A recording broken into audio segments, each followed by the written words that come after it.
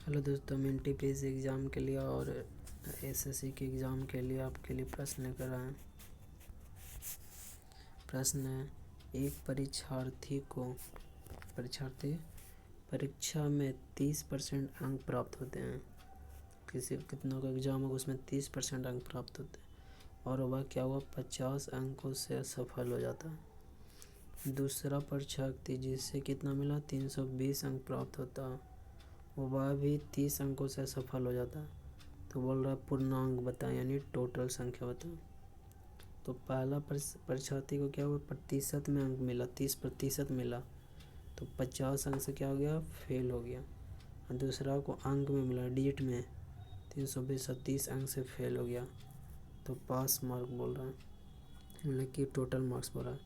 देखिए क्या किया, 30% मार्क्स मिला टोटल का, कितना से फेल हो गया 50 अंक से, यहाँ प्रतिशत में ये अंक में।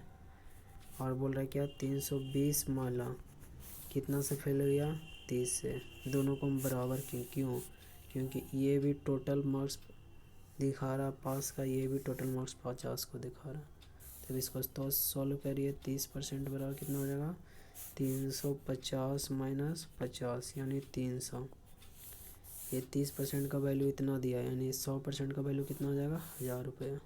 जैसे देखिए यहाँ किए हैं 30% प्लस 50, ये एक परीक्षार्थी को पास होने के लिए चाहिए मार्क। और दूसरा परीक्षार्थी को इसमें क्योंकि 30 अंक से फेल हो रहा है, तो जितना अंक लाए उसमें से यदि 30 जोड़ दे तो वह पास हो जाता। तो ये टोटल अंक हुआ पास मार्किंग, और इसका ये टोटल अंक हुआ पास मार्किंग। अब यहाँ टोटल अंक इधर क्या है प्रतिशत में है, तो इसका क्या है वैल्यू में, नंबर में, डिजिट में, तो इसको एक साथ लाएं।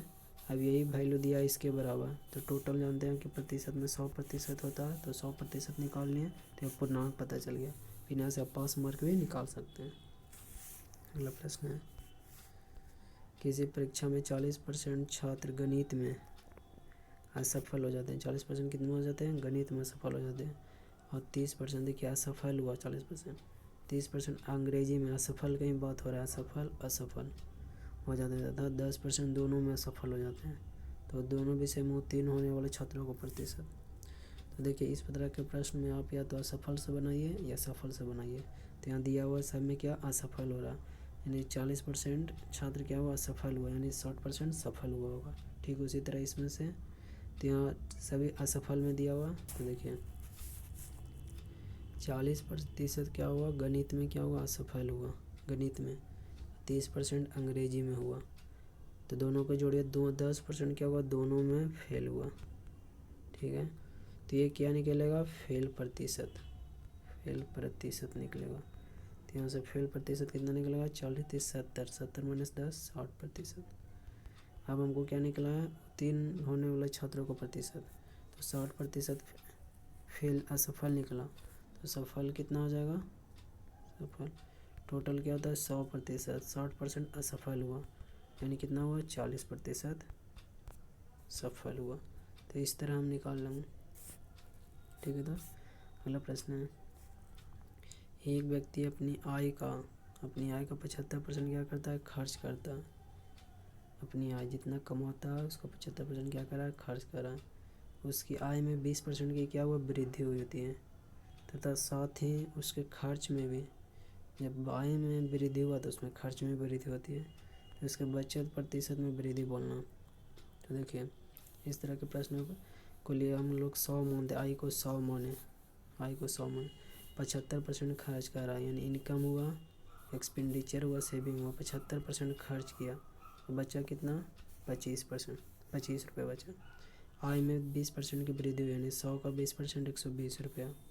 खर्च में 10% की वृद्धि हुआ, 75 का 10% 7.5, यानी 7.5 ऐड हो जाएगा तो 82.5।